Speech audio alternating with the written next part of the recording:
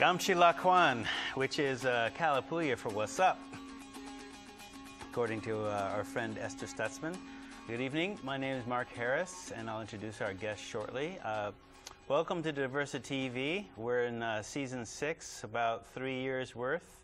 The 6th term, or LCC term, that we've done this particular show.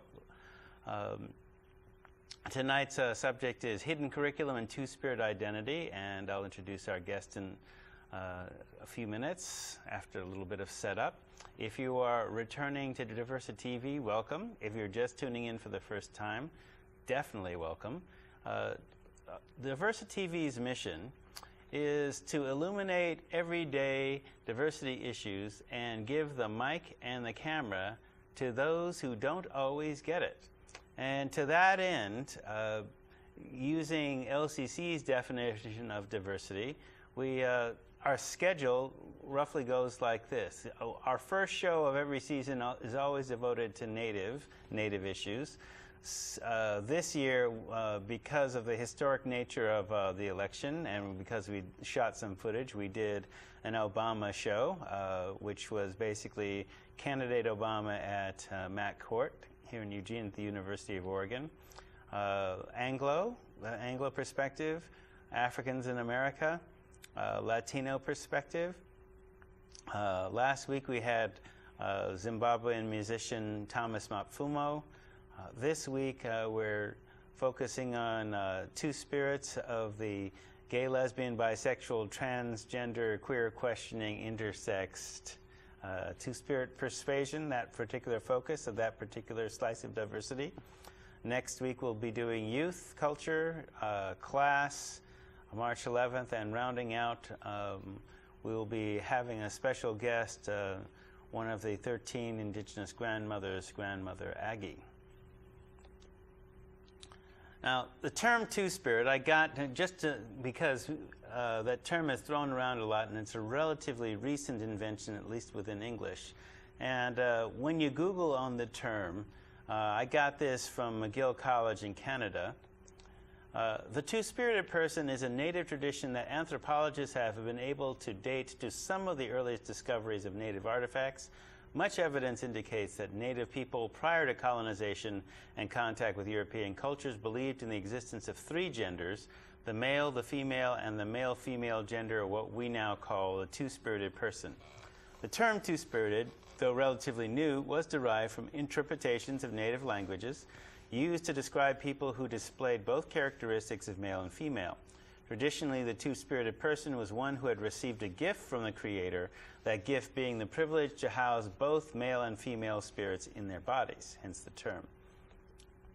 The concept of two-spirited related to today's designation of gays, lesbians, bisexual, and transgender persons of native origins.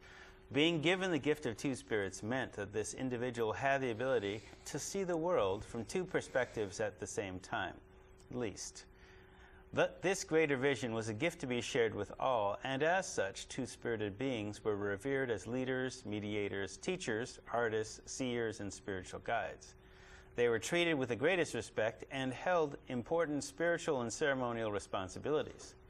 The arrival of the Europeans was marked by the imposition of foreign views on native spirituality, family life, and traditions. So, for example, this slide from Walter Williams's book, The Spirit and the Flesh, basically shows a woodcut of the Spanish explorer Balboa ordering Indians accused of sodomy, which is the general catch-all term for anything that isn't a heterosexual sexual expression, to be eaten alive by dogs. This particular woodcut is Temecula, which is a tribe in Florida. And the term birdash is the anthropological term. Birdash itself is actually an Arab word for a male sex slave, and so birdash anthropologically was actually used to cover people who are not either a male or female gender expression, shall we say. So in this particular woodcut, the specific role that these Temecula two-spirits are carrying out is during a battle, the battle stops and they transport injured or the dead of both sides and basically that's their particular position within that. This also from Williams' book, the Zuni Wiwa. Wiwa is the person's name, and that's a singular picture taken of them in 1885, and then at a Zuni pueblo below, Wiwa is in the middle, and there are women on the left and men on the right, basically because in this person's particular tribe, they are a marriage counselor for heterosexual couples because they're seen as a mediator between the two genders, being of both, so neutral and being able to. So the position was considered a sacred one. This is from the website genderracepower.com, racialicious, as it were, so two-spirit person. There's some debate between me and my guest about, who's the male, who's the female. I'm saying it's the male two-spirit on the left, but hey, you be the judge. We don't know. The McGill article quotes my friend Terry Tafoya, who basically talked about who himself is two-spirit. He's a Taos Pueblo, Warm Springs storyteller. And he says the two symbols for two-spirited people are a dragonfly, because a dragonfly as a youth spends its time in water. When it comes into its power and knows who it is as an adult, it takes wings and flies. Rain, because rain connects and nourishes heaven and earth. In the Southwest, where women wear their hair in a bun and men loose, so that symbol for a figure with hair in a bun on one side and loose on the other. Or in the plains, the same idea, where women wear their hair in a braid and men wear their hair loose, and which is also the symbol among the plains people for contrary. Black Elk, of Black Elk Speaks fame, was a contrary. Another informant told us about, in terms of the concept of gender, while the McGill reference says that there are three genders, at least in 117 Native American languages, there's a word for a third gender. The Osage Nation had 7 genders. Yeah. So, Cherokee too. Cherokee too. Cherokee too. Female, hetero, wako. Male, hetero, mika. Male body, female spirit, winte. Male body, female spirit, wingshe. These people participated in women's secret societies. Number 5, joshi, female body, male spirit, in the male secret society ceremonially. Joshe, female body, male spirit. And then wakondiji, person of mystery, so either body and beyond the previous concepts. So in other words, 5 gender roles beyond which we'd consider heterosexual. So to the issue of hidden curriculum, within foundational educational studies, our guests will be talking about that. The reason I basically put in this slide X, I use the concept within ethnic studies to talk about ethnic studies itself being a hidden curriculum. So hidden curriculum is how the story is constructed and socially positioned. So for example, the Columbus discovered America story legitimates Euro-Americans or Europeans as human, as civilized, as containing legitimate knowledge and legitimate viewpoint, and silences natives.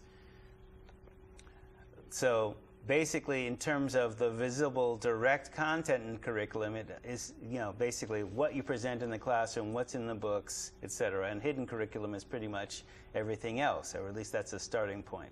So the visible narrative, the visible story, is what you say or present, and hidden curriculum is, just to be inclusive, how and where you present it, what you don't say but is implied by its absence, who can legitimately make valid, quote-unquote, knowledge and who cannot, whose voices and viewpoints are included and whose are not included in what is considered legitimate knowledge. And the other issue is, where is the learner's voice in the curriculum? Is the learner's voice in the curriculum? And is the learner connected to their voice in the curriculum? So with all that as a setup, we look at the narrative of hidden curriculum. So above the iceberg is everything that you teach, and hidden curriculum is everything else. The iceberg below the waterline. So whether it's the visible narrative or the invisible stories, hidden curriculum basically deals with all of those. So tonight's guest, Michelle Maher, is an instructor and current faculty member at the University of Oregon and the Graduate School of Education and Counseling at Lewis and Clark College. She's a PhD candidate from Syracuse whose dissertation is in the cultural foundations of education on the question of ethnic minority identity and school culture. Welcome. Thanks so much. Glad to be here. So tell it, what is hidden curriculum in education studies?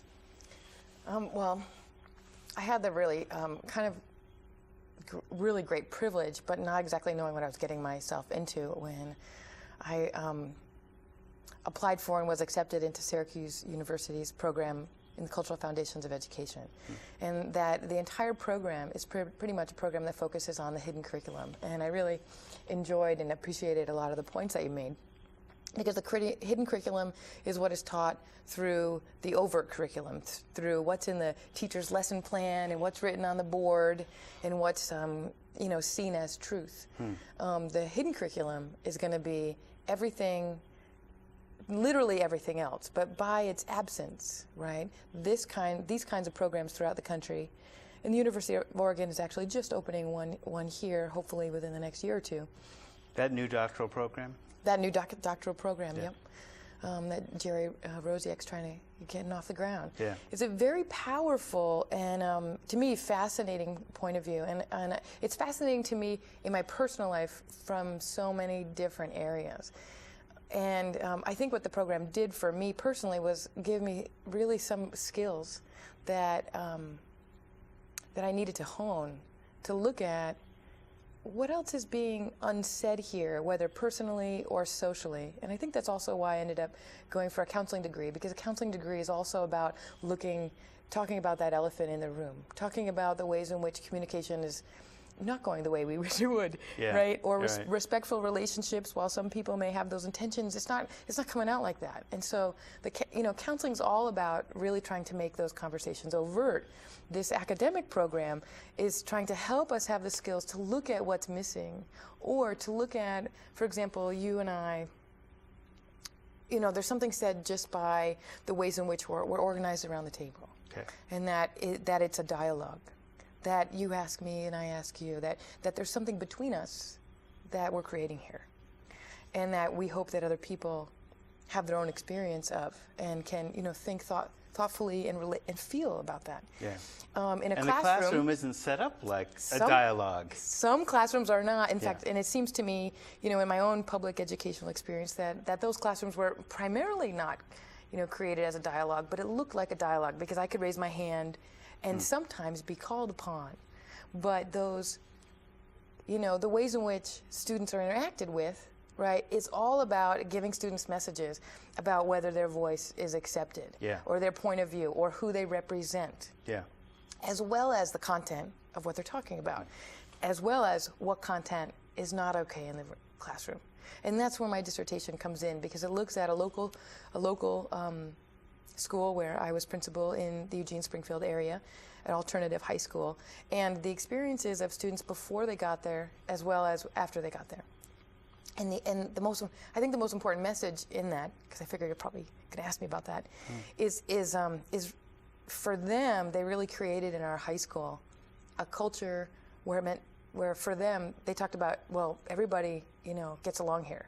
And see, I was the principal. I knew that everybody didn't get along. I knew it was really hard. It was really messy. It was very, very difficult. For example, since the prompt to ask you, for example, one prominent elephant in the room is basically diversity issues as it plays out with race, gender, body size, et cetera, et cetera. So looking at how those issues would play out in an alternative high school That's right. Right? That's what it's about. Who's the pecking order? Who's on top? Who's not? Who's in? Who's out? And how is it that so often things like really important social identifiers like race, class, and gender are rarely taken up in a legitimate fashion? Besides, except for these are our rules. There's no sexism here. If you say something sexist, you can get in trouble. But there tends to be not a dialogue. Well, particularly if the principal's a woman or the classroom teacher's a woman and decides to silence that. But one side or the other. Don't. One side or the other, right? That's right. Yeah.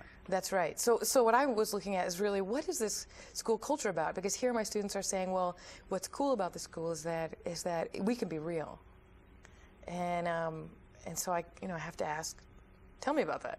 What's real? What's real? And so what came up, the kind of biggest theme is, well, we're just taught to be posers all the time, and the people who seem to have power in high school are really able to fake it, or they have the privilege in their lives to that we're supposed to fake it. For my students, we're supposed to pretend we're not who we are. We don't represent marginalized communities. We're supposed to pretend that, some of my students have some very, very difficult home lives, and they get up really early the next morning and go to school. And so here are these horrors, and then they don't feel included in the classroom. So there's no trust to talk to someone that, a counselor that they don't know. Right. And, for marginalized communities, it's really important for them to really know their teachers and know that they can be trustable. But they don't feel like there's a place for them to talk or get to know their teachers in a way they can trust to talk about what's happening. And so even though we talk about, like the worst case scenario in terms of child abuse, like they won't disclose that. Right. Because there's no trust there. There's no trust there. And what they really want is some guidance, and they want to be able to, sometimes sitting down is not always the best way for them to learn. Sometimes they just really need to cry a little bit about what's happening, but they're just told to go to the nurse's office or go to the bathroom, rather than their real lives having a place. So they felt so much that who they were and what was really going on, the most important things, had no place in a public school. And in that way, there's like this kind of, some people call it in the academic communities, cultural capital. Mm-hmm. I'm not sure I like the capital part of that cultural capital, but there is obviously an exchange. But it is legitimating coin. You have street cred or something, right? Right. That you can spend, like, the former president. Well, I've got this political capital and I'm going to spend it, so we're going to war on your dime. Pretty much. Yeah. Pretty much. Good point. Good point. Right, and then other people, there's other people who could have been in a similar position that probably couldn't get away with, because their cultural capital has less value. Yeah. Or has less community support, or lobbying support, or, agreements behind it, right, that maybe the public will or will not, appreciate, whether, hopefully, if it comes out in the open.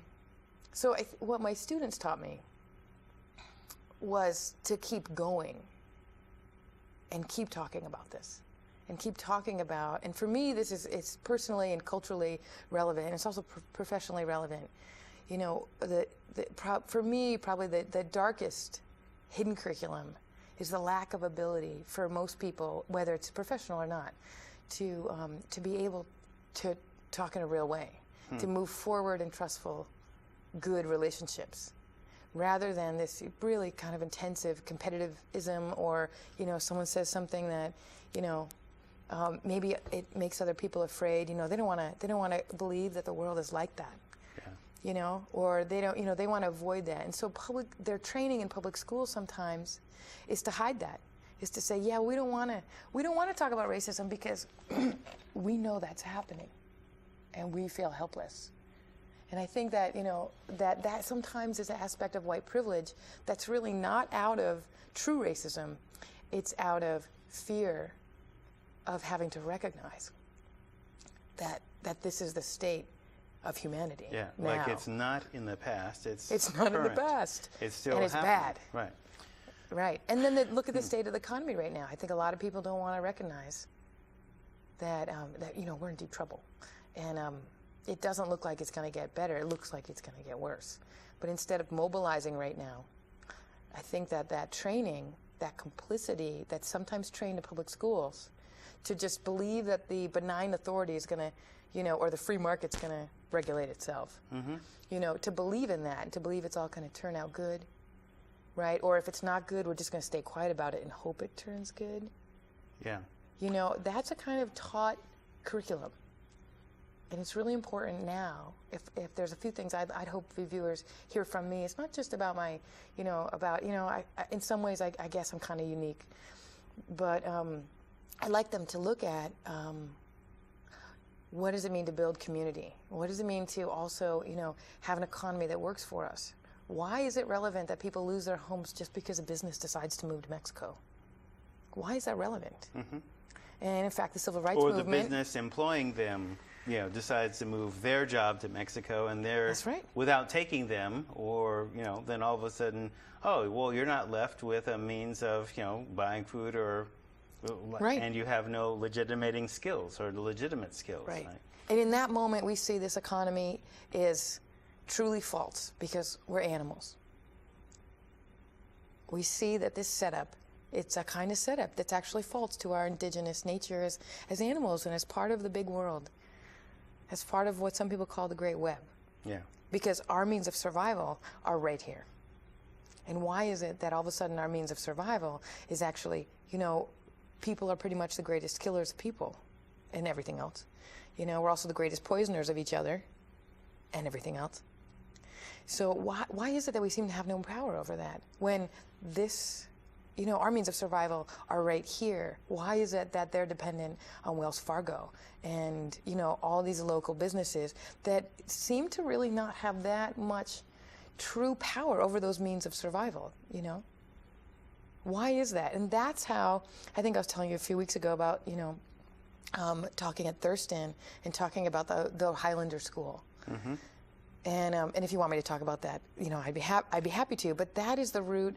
That's the root of the civil rights movement, and that's the root of the labor movement. Because we're talking about, right there, race and class and culture, right? And it's not a far cry. As part of the curriculum of Highlander, which basically trained, among other things, so many civil rights advocates, including Rosa Parks and Martin Luther King. Yeah. And my understanding is that's where they met.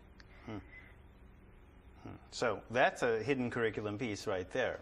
So, I guess part of the message about hidden curriculum in terms of looking at it presents what we have taken to be as normal and unchangeable and permanent and the way it has always been and the way it always will be, so that, okay, it in effect creates a box. So when they talk about thinking outside of the box, well, in order to know that there is a box, to think outside of the box, you have to know that there is a box, how it's constructed, and what's constructing it, and why do you think that that's normal? So right, but in the gift, I think, the gift to marginalized groups across the board is that every marginalized group, by its nature of being marginalized, knows there's a box. Yeah. Because for people who truly have the privilege of not knowing the box, they're very limited in their understanding. They're also they're being complicit and they don't know it. They're very controllable. But people who are outside the box, who are usually constructed as being more threatening, and honestly are more threatening because they see the game that's being played. They know that, they know that there's a taught complicity that is at the basis, at least, unequal and illegitimate. Yeah. So how do you construct or deconstruct the effects of hidden curriculum in your own life? Great question. It's kind of become part of my spiritual practice. It's become part of my personality, and I think it was, it's the blessing of some of my family members, and also the blessing of, some things I've learned in this program, and had the, opportunity of really being, affected by people who are writing and speaking.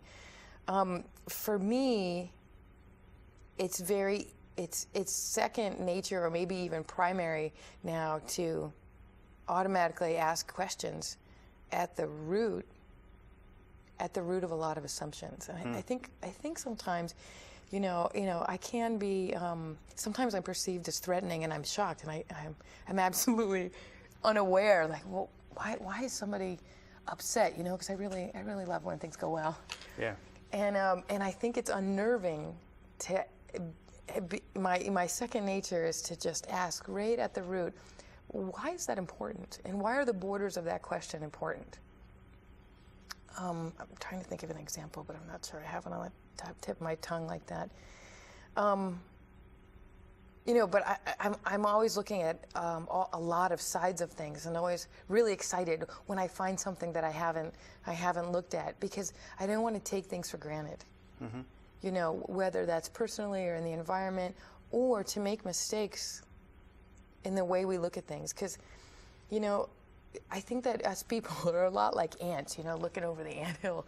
You know, we really have a very small perspective in a very large universe. There's a lot of things that are going on that it's very difficult to figure out exactly what's going on from our little perspective.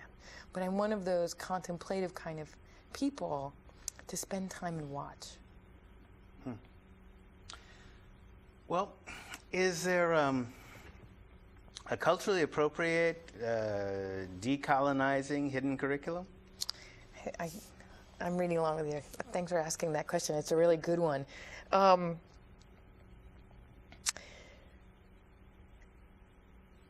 First of all, I think that this is a fascinating and a powerful question that should be really looked at in, you know, schools, boardrooms, and living rooms across their kitchens, for that matter, across the country. Yeah.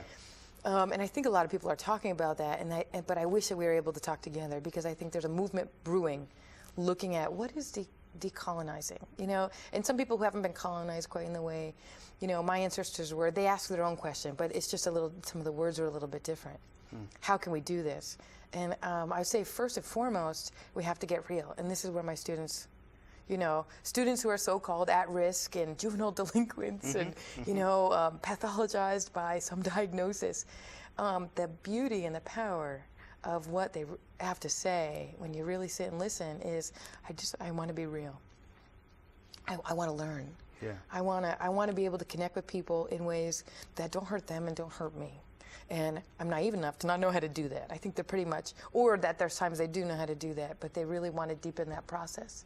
They don't want to live in fear. And I think that what's decolonizing is a context where we can really have and work on those relationships, and we do it purposefully and consciously. And we look at, oh, wait a second, how might some of these mistakes I've made or conditioning I've had be at play here? And that's where some race, class, and gender things come in, but that's also where some deeper hidden curriculum comes in about our fear to talk about why we don't have these relationships with our neighbors. You know, and I know this sounds a little cheesy, but you know, we're really talking about connection. We're talking about love. We're talking about respect. We're talking about honesty. We're talking about compassion. And I think some people, you know, think, oh, that's a little woo-woo. It's those kinds of things, that camaraderie that has been the force of change. You know, for change itself is practical, right? But the force of it comes from who we are and our hearts. Yeah. And it comes from that I understand this about you and I'm willing to find out more. You see? Or you know, if I am willing to find out more, at least if I'm willing to ask certain questions about, okay, why do you believe what you believe? Because a lot of times, you know, the people that you consider or that are considered at risk have been pushed out of the system or are being pushed out of schools, etc., because they're kind of reacting to some of the things that are in the curriculum that clearly seem to be false or clearly don't seem to be living up to the values that people espouse. That's right. So one example, you know, when one of our mutual acquaintances in our field refers to, you know, when you told me about being referred as a militant, I'm thinking, okay, so I've helped write legislation and professional rules of conduct that say, okay, you need to take in the person's culture, and whether you think that means race, ethnicity, or whatever, in treatment, all right? And take that into account, because not only is it me and this group of folks in our state saying it, but it's also national organizations like the American Psychological Association and the Code of Ethics that are saying that. And since you have already been confronted with the issue of disproportionality, as an example, with youth who are committing alcohol and drug offenses, so if a white kid gets referred to treatment after 1 or 2. Right, but an African American right female to detention. Gets right to detention after 7 and it gets no treatment. Yeah. How do you explain the that? The sad truth of that. Well, that was true in the late 80s, and I dare say, since I don't think that they've revisited that, is true today. So then it's like, I'm a militant for pointing that out. Well, these are facts. It's not my opinion, but I'm a militant for speaking out about it.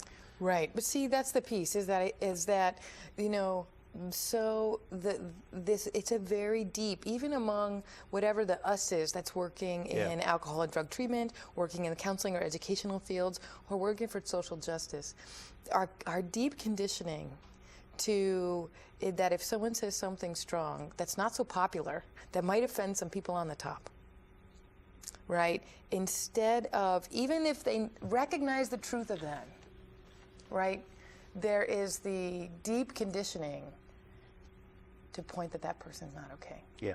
Right? Or to distance themselves for fear that truth will threaten their position. And those things are unconscious because conditioning doesn't just, all that Pavlov's dog stuff happens in a very short amount of time, and we've had a lifetime. Yeah. And now we condition each other because that response that you're talking about is really a conditioning for each other, saying, don't you do that either, because it'll protect you if you don't do that. And yet, this is why we're watching global warming, and no one seems to be able to do anything. Right. Right? We're the frogs in the pot that's heating up. Right. And there's still, let's face it, coal is an incredible polluter. And what's happening? Yeah, well, clean coal. Clean coal. And yet there's that kid on the front page of the Register Guard 6 months ago that put little mirrors up in, above the solar panel, right? Kid in high school. And what's the likelihood they had that, 10 or 15 years ago? Someone thought about mirrors? I bet they did. But even if the scientists didn't, he has increased solar by something like 100 times because the sun just keeps bouncing off the mirrors, right? Right. Totally viable in our community now, right? Six months ago, maybe 8 months ago. First of all, where is it? I want to see the updated, right? And it's so easy to be complicit. Oh, it'll come out. That mass production is incredibly required. But what we don't see that. This is the hidden curriculum because we're not looking for what's missing. That should be on the front page of the paper. There's been extraordinary breakthrough. It will revitalize electricity in this case, in this country. And it'll also really help us when it comes to this very important issue called global warming and pollution. Yeah. And it's not there. It's missing. And there's so many things like that are missing on so many levels. I think the downside of my education was that we looked so much at race, class, and gender.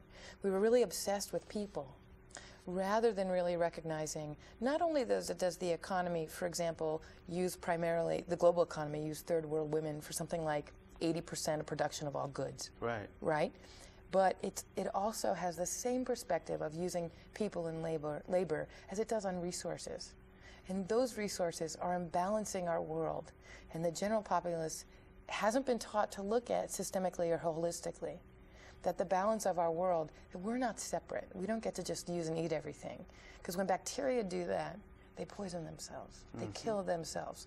And lots, right? And we're not necessarily that different if you look at it at a larger scale.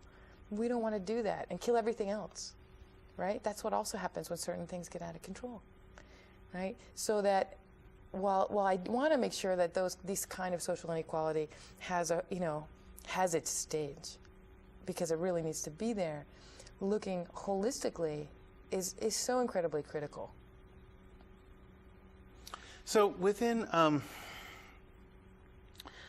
because in the setup part of the show, I talked a lot about, what was hidden for a lot of folks in terms of two spirits, right? Mm-hmm. So how is being two-spirited different than being gay or lesbian?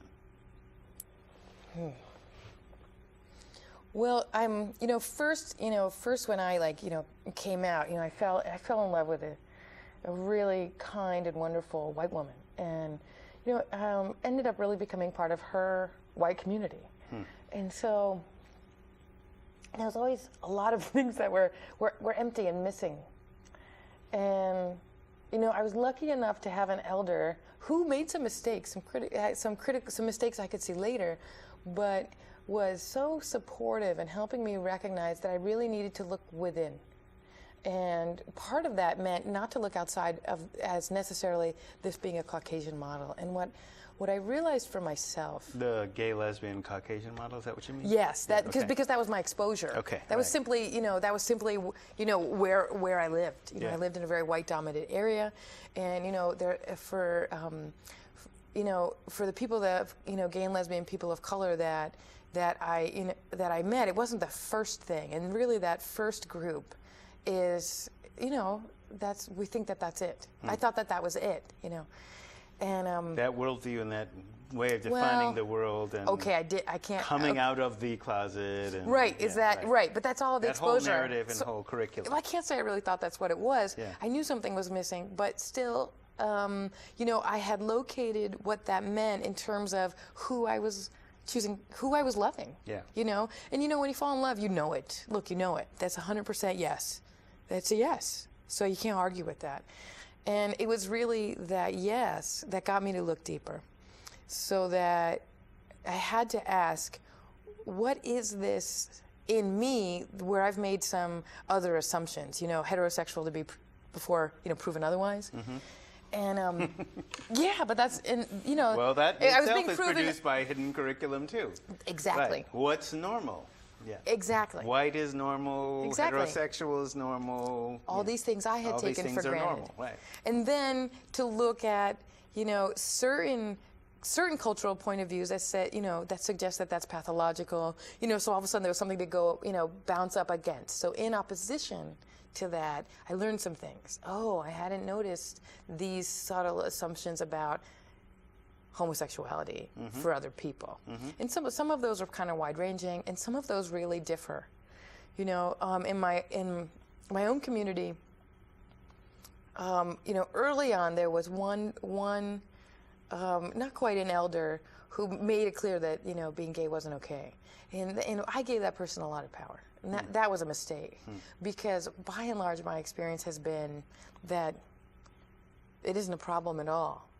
But what I really needed to do, and I think for the people that know me the best, is to really recognize what is the gift and difference. What have I assumed I am that I'm not, that's coming out, that I really don't feel like I have a lot of choice about. Yeah. What is that gift, and taking time with that. And so that's not necessarily something that always comes out in words, it comes out in practice. It comes out that, a lot of times I realize that I model something that may make some other people uncomfortable because that's not their way. But I don't really notice. I don't always notice. I notice after the fact. Oh, that's the gift I brought. Well, even to locate it as, just to use that nomenclature, that word, locate it as not a problem is not the same as saying that it's a gift. Because gifts are given or gifts are inherent, and even if you think of the trope of a gift as something you unwrap and unpack and discover, right? Right. Yeah. And I think that happens in a lot of one I think kind of development in the queer community is to talk about being genderqueer, which is a very broad. It's really opening up sexuality under a very broad title. Gender, not what the dominant society is talking about. It's opening it up, and it's allowing there to be less definition, so that there is a real recognition. And this is, as far as I'm concerned, a primarily Caucasian-dominated community who has a lot of voice in queer theory. Opening that up, and I find that very refreshing. For me, as a what is queer theory? Because, for example, the English word that we think is English, weird, is like Fulani or North African, and it means telepathic. Basically recognition that, okay. I don't think the telepaths named it weird myself. It's but, the non-telepath that called it weird. The non-telepath that called it weird, as it's something strange, but no, that's simply a human capability. So queer, could be strange, or it could mean something else. Or just it's an alteration. Okay. So what does queer mean? Because that could be like another construction like gay and lesbian. So right, and it is. Is it a problem or is it a gift? What is it? Well, first of all, I think queer because queer has been a negative term. It was one of those terms that was really reframed by people who are being labeled, saying we're gonna name ourselves that. We're gonna take that back, and we're gonna be proud of it. And we're not. We refuse to be put down by an expression of ourselves. Yeah. I think that what queer theory has come to represent is a rather diverse and large body of people that are writing about that place in society, as well as the place of sexuality in dominant and dominant siding subcultures, in the United States and throughout the globe. And what it's doing is opening up a lot of discussion, where discussion wasn't had across those boundaries before. And so instead of there being officially gay and lesbian, which are seen as sometimes opposites, and then homosexuality is an opposite or a binary construction to heterosexuality, instead it's opening up, saying, let's talk. Let's have an open discussion about what this is. Well, I think even the language in English, all right, so as you put the binary, homosexuality and heterosexuality, gay, lesbian, and I think the native construction of two-spirit is not about who you love and who you sleep with or who you have sex with. It's spirit. It's a spiritual expression. Yeah, and that's your role in society is to bring out a larger view, which makes you an artist, which makes you a mediator beyond who you spend time with, after dark. That's right. Right? So there's a location there in terms of a spirituality that's a different worldview than the binaries that we're, unfortunately confined to in English as part of that whole hidden curriculum, that whole Columbus discovered America, sodomy, yada, yada, yada. Exactly. And one of the struggles I think I had when you originally asked me, what this would be like to talk about on television was, how do I talk about this? How do I talk about the spiritual aspect? And there's another hidden curriculum here, which is you don't talk about that. You don't talk about spirit. You don't talk about, certainly, feeling like you're in communion in some way, right? This is not something that's often, and I've gotten in trouble. I've gotten in trouble by specifically speaking to white colleagues about spiritual experiences where they do not have, people that I trusted, right, that I misassessed, I misunderstood, thinking that they also had, because they would talk, spiritual, about spiritual experiences, but, my experience was really quite, different to them. Right. So that there's this kind of psychologized, pathology. If you talk about spirit. Psychologize, i.e. pathologize, i.e. you're crazy. That's right. That's right. And, for me, that pulls right into, to me, being two-spirit isn't exactly an identity. I think in white culture, there's lesbian and gay identity. Right. Right. For me, which gets into identity politics and then power struggles. And power struggles. Right. To me, this has nothing to do with power struggles. This has to do with a time looking inward, recognizing what naturally comes through me. And, that's spiritually directed. That's something where you get out of the way. Buddhists talk about this. When they move the mind. When the mind relaxes, what's there? What's there? And I wouldn't say that there's some distinct spirit here and the spirit, one on the right and one on the left either. I'm not saying that at all. And I think sometimes, the word two-spirit or the dichotomy of masculine, feminine, carrying those characteristics can get mistaken for, really moving those identities or constructions or ideas aside to really look at what comes through you.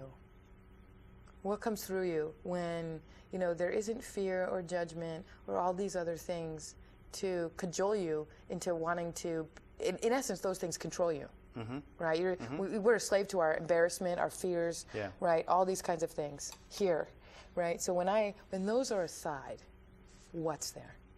So, and to me, okay, Two-Spirit so comes right that. through. When those are aside, you know, I mean, because the next question is kind of like, all right, so how do you discover your identity as a Two-Spirit native person, right? Once you move all that stuff, that colonization stuff, that pathologized stuff aside, what's there that can be described in words on television? Nice. I'll get you later. You know, what I think that the special lesson of my first relationship was to look at this. Yeah. You know, to take a look. You know, and so, you know, things between women in general are obviously different than things between men. You know, women in general have, you know, well, you know, I think it's there's different forms and energetics of intimacy. But what it did for me when I'm talking about that spiritual piece is to move aside some of the ideas I had about womanhood in opposition to manhood. And then my own masculinity in opposition or in comparison with a man's masculinity. Okay. And to really look into what my strengths were and what were also the receiving kinds of strengths. The strength of gentleness and of listening. You know, these are kinds of things that when you are doing something or are participating in something that the dominant society doesn't see as socially acceptable, whether that is, you know, there's something not quite socially acceptable about being a woman, you know, because it's not given power, or being a mother, right, or being a person of color, or being a poor person. Or also, you know, and there's also the flip side of some things. But when those are, you know, when you have to confront, a lot of people might not like this. You have to look deep about, what are you going to stand for? Are you going to lie to everybody else? Or are you going to lie to yourself? Are you going to stay in a relationship? You know, like, for example, people who stay in a bad marriage and they want to leave and they know that it would be healthy for them to leave and probably also healthy for their children, and their, you know. But they want to stay together because of the kids or whatever. Or they want to stay together because everybody else wants them to. Right. Right? Yeah. You know, or they don't want to have that mark on their social, you know, report card that they have a divorce or two. Right? But see, the thing is, what's true, what's real. And so just because, it's not because I was with a woman, it was because I knew that I was in love and I had to follow that. And by following that, I had to confront my projection of what other people's reactions were going to be. Yeah. And a lot of those fears were totally incorrect, but those were mine. And I had to face them. And I think that... Incorrect in the sense that they're not real or not valid? They were incorrect because I thought some of my relations were going to have responses that they didn't have at all. They instead said, I've been waiting for you. You know, I just didn't feel like it was my place. You know, they're being respectful. It wasn't my sister. You know, she's like, I was being respectful. It wasn't my place to tell you. You know, I thought you had to do that on your own. Yeah. And of course, mine was like, I wish you told me. You know, I wish you reflected some of that to me, but... well, whatever, you know. Yeah. But so I think that the gift that an awful lot of people, you know, not only, I think, but the coming out process and the standing up for social justice, that experience, what it does is assist people to confront what's true for them in opposition to what they think other people's reactions are going to be, especially if they think it's going to be really negative. Right. And when you end up on the side of your own truth, you know, it gives you some of those mediator experiences. It gives you some of those skills. Because you had to do that. You had to look deeply and say, you know, I'm not going to lie. I'm not going to lie.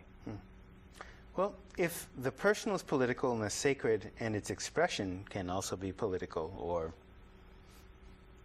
don't want to use spiritual again. So if political is redressing power inequities, what would a two-spirit manifesto, if there was going to be something like that, look like? Well, first of all, I'm not, okay. The two-spirit manifesto. I'm not sure there'd be a manifesto, but Right. what I will say is that, I think that, and I really can't talk about other people, other two spirits, or in certainly, people from other tribes or anything like that. But I can say that for me, when I recognize that this is a living embodiment of a gift, it becomes very political. And it becomes political because of what is socially sanctioned and what's not. Yes. Because right. of how pervasive forced complicity is. And you find out it's forced right away, because of people's emotional reactions. Right. And that's why my students are so powerful, to me, because, they're also, they're really looking at what it means to be real. The other thing I want to say, though, because you're talking about the sacred being political. And I think this is a really powerful, and and I'm glad people can see. You asked me, you gave me some of your questions you're thinking about, and this is one of the ones that really jumped out, because the sacred trumps political, right? Sacred is about natural law, political is about human law, right? Well, that certainly can come down to whether if natives aren't allowed to practice their religion before 1978. And two-spirits are and in some ways they're still not. Right, and so, in some ways, right. No, natives are not going to climb the National Cathedral, but white folks can climb the Devil's Tower in Wyoming during native sacred ceremonies. So, sure. We're not on the same With a lack of standing. respect for our sacred sites. It's the same thing. It's very, so there's definitely ways that political interferes, but with what is sacred, but the sacred is also based on natural law, and natural law does have this space in it for things that are sacred to be disrespected. Natural law allows disrespect. I'm not sure I want to get too far on that, but I also think that probably the truth is, well, I've kind of already said it, sacred law trumps political. Sacred law is not inherently political. And I think that that's the true threat. That's the true threat. And people know what those, all you have to do is look into your own heart and learn how to read your own body and not fear it and learn about it and spend time doing that. Well, and then you find sacred law. Okay. It might take a lifetime or many, but there it is. So let me reframe the last question in our final few minutes.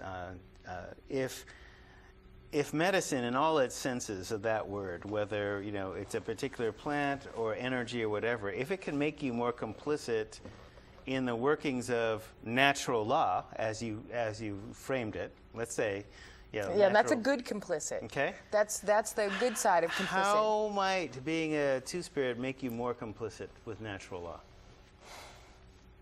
Well, by definition, first of all, you are what you are. So if you follow, these gifts that you're given and you look for them and then you live them, right? And you see how they're related to your relations and your world, what's happening is that you are, by noticing, literally, you're recognizing the way, I'm not sure, maybe the complicit's not exactly the right word, but you can't help but, if, you can't help but be respectful and learning things that are related to natural law, things that are truly sacred, because you're spending time looking within, and you're recognizing your connection in the world. And as you do that, as you really recognize that you literally are a part of this, scientists are finding this out. Everything's related. Everything affects everything else. That the idea that we're separate. Look at this air. It's making me breathe, but I'm going to expel it. It's gone. Yeah. And now, right? It was me, now it's not. I mean, it's just a small example of looking at... And some part of you that you've inhaled was part of everybody else at some point, or will be, again, too. That's right. Yeah. That's right. So I guess that the thing is that when you recognize you're a part, you really are. You know, you recognize that you have a place in the world. Whether or not people think that is a whole nother story, or you deserve it or whatever. Yeah. And so the process of recognizing one's gift is recognizing your connection to what's sacred, because that's it's your gift is coming through you. Hey, that's great. We'll have to leave it there. All right. Thanks so thank much. you for coming. You're welcome. If you've liked what you've seen, email us at liveclass@lanecc.edu. Put DiversiTV and the episode in the subject line. Tell a friend. So we'd like feedback, and we'd also like suggestions for future guests. So this has been DiversiTV. Thank you. Go well. Stay well. Good night.